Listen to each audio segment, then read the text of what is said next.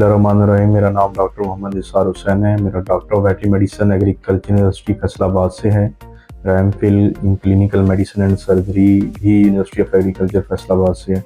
मैं 2017 से जो है वो फील्ड प्रैक्टिस में हूँ और मेरे पास काफ़ी सारे फार्म्स की कंसल्टेंसीज़ भी हैं जो मेरे एरिया के अंदर हैं। तो आज हम जो है वो जिस प्रोडक्ट को डिस्कस करने लगे हैं वो एच फार्मा का जो है वो लीवर टॉनिक है, हेपोसेल। बेसिकली अगर हेपोसेल की कंपोजिशन को देखें, ये एक यूनिक प्रोडक्ट है। इसके अंदर काफ़ी सारे ऐसे कंपोनेंट हैं जो बहुत ही ज़्यादा मुफीद हैं जानवर के लिए और जानवर के जिगर के लिए। इसमें सबसे पहले है मिल्क दीसल एक्सट्रैक्ट है। बेसिकली ये देसी जड़ी बूटी है, उसका एक्सट्रैक्ट है, इसे सेल मैरिन कहते हैं। उसके बाद कार्निटीन है, सोडियम क्लोराइड है, मैथ्यूनिन है, उसके बाद मैग्नीशियम सल्फेट है और बीटेन है, इनोसिटोल है, जिंक सल्फेट है, आयरन सल्फेट है और उसके साथ जो है थायामीन है, राइबोफ्लाविन है और क्लोरीन क्लोराइड है। हम ईच और एवरी कंपोनेंट को अकेले अकेले को डिस्कस करते हैं। सबसे पहले जो है मिल्क दीसल एक्सट्रैक्ट है। बेसिकली ये एक डेजी फैमिली प्लांट फैमिली से बिलोंग करता है। इसके एक्सट्रैक्ट को ओवरऑल जो है वो सेलिमेरिन कहते हैं। बेसिकली अगर इसका एनिमल के जिस्म के अंदर फंक्शन देखें तो ये हेपेटोप्रोटेक्टिव है, ये जिगर की हिफाजत करता है। उसके बाद ये एंटीऑक्सीडेंट है और एंटीऑक्सीडेंट का ये भी फ़ायदा है कि ये जो गर्मी के दिनों के अंदर जो है वो रिएक्टिव ऑक्सीजन स्पीशीज़ बनती हैं जिनको रॉस कहते हैं हम, उनका स्केवेंजर है, उनको कम करता है, जिससे जो जानवर के जो ऑर्गन्स हैं, जितने भी अज़ा हैं, जिस्मानी अज़ा हैं, वो बेहतरीन परफॉर्म कर रहे होते हैं और उन पे हीट स्ट्रेस का असर कम होता है। उसके अलावा ये एंटी इन्फ्लेमेटरी है। जिस्म के अंदर होने वाली जो मुख्तलिफ हाइपर सेंसिटिविटी रिएक्शन हैं या कोई सोजिश का प्रोसेस चल रहा होता है तो उसको ये कम करता है।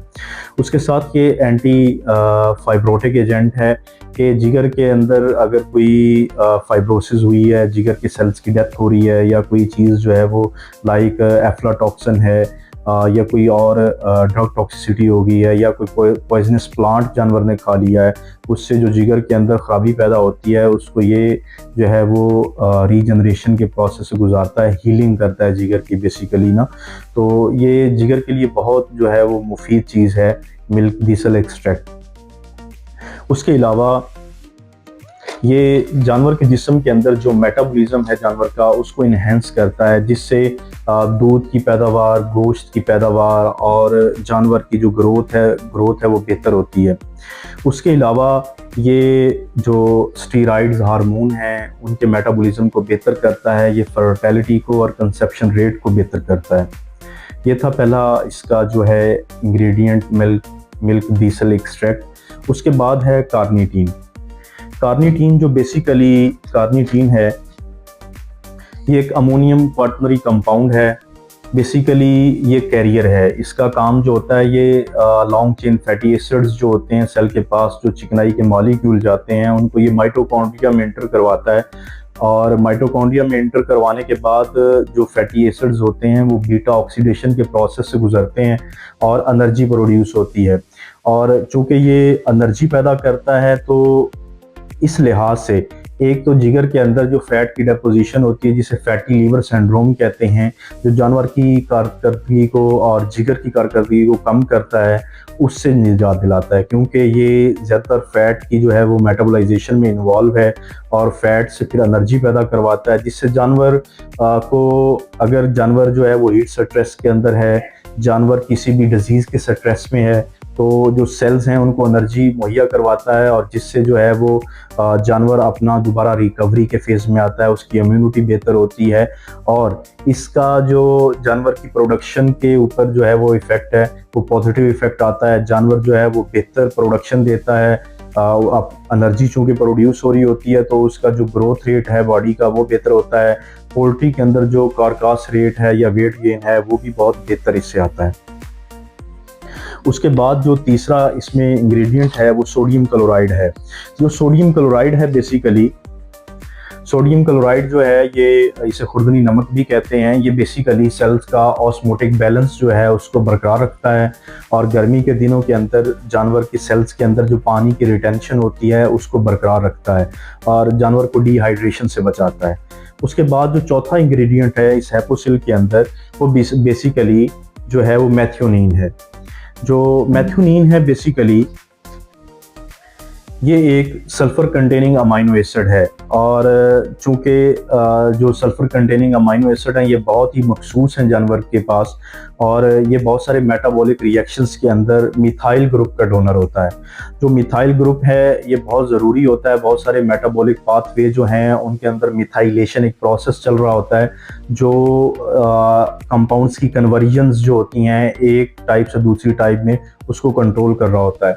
उसके अलावा मैथ्योनीन जो है ये प्रोटीन की तैयारी के अंदर और ग्लूटाथायोन, जो ग्लूटाथायोन है उसकी तैयारी में इसका बड़ा अहम किरदार है और उसके अलावा ये फैट की जो मेटाबोलाइजेशन है उसमें इसका बड़ा अहम किरदार है। ये चिकनाई को, जो जानवर के जिस्म में चिकनाई जाती है या फैट जाती है, उसको जो है वो मेटाबोलाइज करवाता है और एनर्जी प्रोड्यूस करता है और फैटी लीवर सिंड्रोम से भी जानवर को महफूज करता है। उसके बाद पांचवा जो इसके अंदर इंग्रेडिएंट है वो बेसिकली मैग्नीशियम सल्फेट है।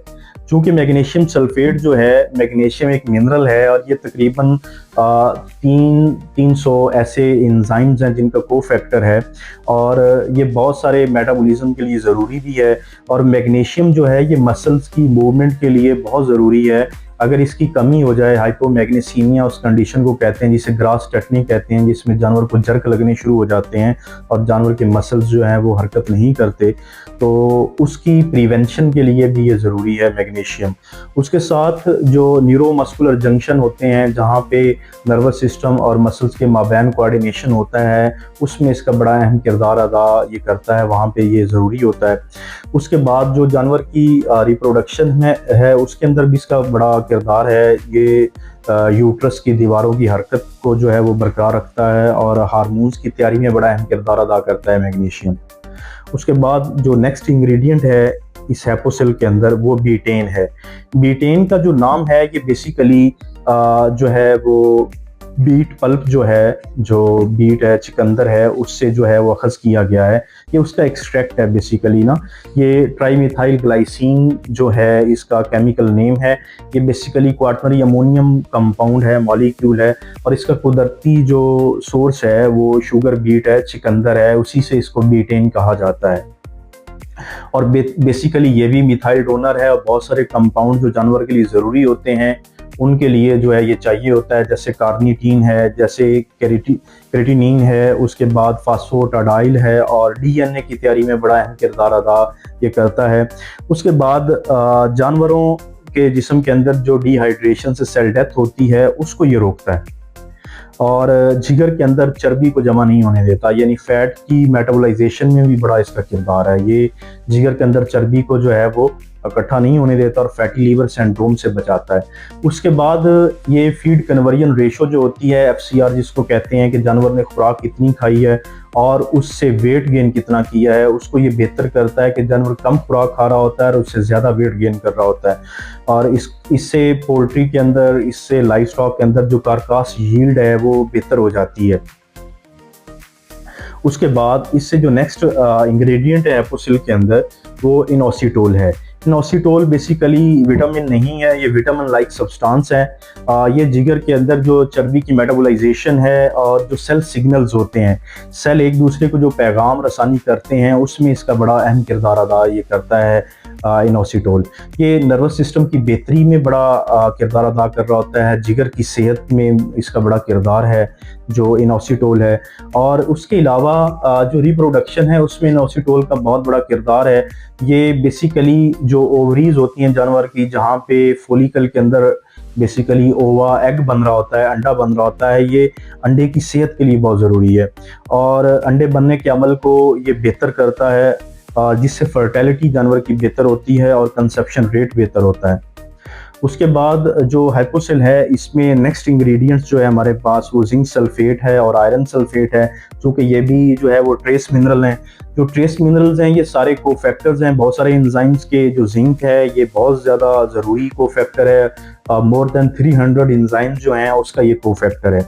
और ये ग्रोथ, दूध की पैदावार जो है और खुराक के निज़ाम को बेहतर करता है। और जो स्पर्मेटोजेनेसिस होती है, मेल के अंदर स्पर्म बनने का अमल है, उसके अंदर जिंक का बहुत अहम किरदार है और ये स्पर्म्स के बनने के अमल को तेज़ करता है। उसके बाद ये कंसेप्शन को बेहतर करता है, जो हमारे पास कंसेप्शन रेट है इससे बेहतर हो जाता है। और एम्ब्रियो के सर्वाइवल के अंदर इसका बड़ा अहम किरदार, ये एम्ब्रियो के सर्वाइवल में बड़ा अहम किरदार अदा करता है। उसके साथ जो आयरन है ये बेसिकली हीमोग्लोबिन बनाने में बड़ा अहम किरदार अदा करता है। जो हीमोजेनेसिस प्रोसेस होता है, जानवर के अंदर खून बनने का अमल है, उसको बेहतर करता है। ये हीमोग्लोबिन की तैयारी में, खून की तैयारी में बड़ा अहम किरदार अदा करता है। और जो जानवर अनीमिक होता है, जिसमें जानवर कमज़ोर हो जाता है, जैसे जानवरों को इंटरनल पैरासाइट के मसाइल रहते हैं या कोई बीमारी जैसे ब्लड पैरासाइट्स हैं, जैसे थीलियोसिस का हो जाता है, एनाप्लाज्मा है, अर्लिकिया है, ट्रिप्नोसोमा है, एनाप्लाज्मा है, ये ऐसे ब्लड पैरासाइट्स हैं जो खून की कमी कर देते हैं जानवर के अंदर। तो ये एक बेहतरीन सप्लीमेंट है। जिंक जो है ये जिंक और जो आयरन है ये खून की बढ़ोतरी के अमल को बेहतर करते हैं, हीमोग्लोबिन की पैदावार को बेहतर करते हैं। और उसके अलावा ये जो आयरन है, अगर जानवर प्रेग्नेंट है तो बच्चे की ग्रोथ में बड़ा इसका अहम किरदार अदा है और जानवर की इम्यूनिटी को बहुत बेहतर करता है। इसके बाद जो हेपोसिल है, इसका नेक्स्ट इंग्रेडिएंट है थायामीन। थायामीन जो है बेसिकली ये विटामिन बी कम्प्लेक्स फैमिली से बिलोंग करता है। ये वाटर सॉल्युबल विटामिन है। और राइबोफ्लेविन जो है विटामिन B2, बेसिकली ये दोनों बी कम्प्लेक्स फैमिली से बिलोंग करते हैं और ये वाटर सॉल्युबल विटामिन हैं, ठीक है। और जो विटामिन B1 है यानी कि थायामीन है, बेसिकली ये कार्बोहाइड्रेट्स की जो मेटाबॉलिज्म है, यानी ग्लूकोज को इस फॉर्म में जो है वो तैयार करते हैं जिससे बॉडी जो है वो ज़्यादा से ज़्यादा एनर्जी पैदा कर सकती है। बेसिकली ये कार्बोहाइड्रेट मेटाबॉलिज्म में बड़ा अहम किरदार अदा करता है। उसके अलावा जो थायामीन है, B1 है, ये एपिटाइट यानी भूख को बढ़ाता है। बेसिकली अगर जानवर ऑफ फीड है और जानवर किसी डिजीज़ की वजह से या स्ट्रेस की वजह से ऑफ फीड है तो उसके अंदर भूख के अमल को ये जो है वो दोबारा रीस्टार्ट करवाता है। उसके बाद ये जानवर की ग्रोथ रेट को बेहतर करता है। जानवर की जो ग्रोथ है वो इससे बेहतर होती है और ये तौलीदी निज़ाम को भी एनर्जी प्रोवाइड करता है, जिसमें अंडा बनने का अमल है मादा के अंदर और जो नर है उसके अंदर स्पॉन्स बनने का अमल जो है वो बेहतरी मज़ीद मजबूत तरीके से और बेहतर तरीके से चलता है। उसके साथ जो विटामिन B2 है ये एनर्जी की पैदावार को ये भी कंट्रोल करता है। इसके अलावा ये जल्द और अज़ा की जो लाइनिंग होती है उसको बेहतर करता है। ये स्किन बेसिकली जानवर के अंदर शाइनिंग जो है, शाइनी स्किन जो है वो लाता है। उसके अलावा जो इंटरनल ऑर्गन्स होते हैं उनकी प्रोटेक्टिव लेयर जो है उसको ये बरकरार रखता है। उसके अलावा जो तौलीदी निज़ाम है उसके अंदर भी इसका किरदार है। ये फोलिकल के अंदर अंडा बनने के अमल को जो है वो बेहतर करता है। और जो लास्ट इंग्रेडिएंट्स है हेपोसिल का, वो बेसिकली कोलिन क्लोराइड है। जो कोलिन क्लोराइड है ये एक लिपोट्रोपिक फैक्टर है। ये फैट की ट्रांसपोर्टेशन के अंदर जो है वो इन्वॉल्व है। उसके बाद ये फास्फोलिपिड्स की तैयारी में बड़ा अहम किरदार अदा करता है। फास्फोलिपिड्स जो होते हैं ये बेसिकली नए सेल्स जो होते हैं उनकी जो है सेल मेम्ब्रेन्स को बनाता है। मीन के रीजनरेशन के अमल में बड़ा अहम किरदार अदा करता है, ग्रोथ के अमल को बढ़ाता है। उसके अलावा ये जिगर की सेहत के लिए बड़ा मुफीद है क्योंकि ये डिटॉक्सिफिकेशन के अमल में बड़ा अहम किरदार अदा करता है। चूँकि जिगर के अंदर हर जो भी आपके जिस्म के अंदर चीज़ इंटर होती है, दाखिल होती है, कोई ड्रग लेते हैं, आप खुराक खाते हैं, उसका मेटाबॉलिज्म जो है वो जिगर करता है। और जिगर के अंदर जो फिर टॉक्सिन्स वगैरह आते हैं, चाहे वो पानी के रास्ते हैं, खुराक के रास्ते में आ रहे हैं या किसी ड्रग की टॉक्सिसिटी हो गई है, तो उसकी डिटॉक्सिफिकेशन जो है वो बेसिकली उसमें भी कोलिन क्लोराइड का बहुत बड़ा किरदार है।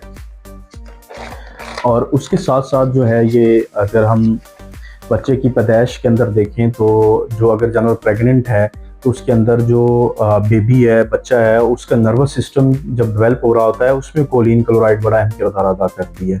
तो इस लिहाज से अगर हम हेपोसिल की तमाम अज्जा को देखें तो वो बहुत ही मुफीद हैं जानवर की जिगर के लिए, जानवर की ग्रोथ रेट के लिए, जानवर की इम्यूनिटी के लिए, जानवर को जो है वो toxins, reactive oxygen species, Ross से बचाने के लिए, इन्फ्लेमेशन से बचाने के लिए, जानवर की इम्यूनिटी को बेहतर करने के लिए, ग्रोथ रेट को, भूख को बढ़ाने के लिए।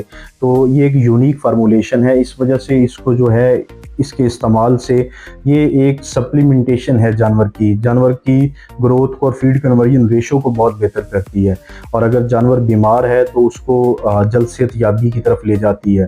तो इस वजह से इसको इस्तेमाल करना चाहिए और अपने फार्मर्स को भी मशवरा दें कि इसको इस्तेमाल करें। इसका हर इंग्रेडिएंट्स बहुत मुफीद है जानवर के लिए।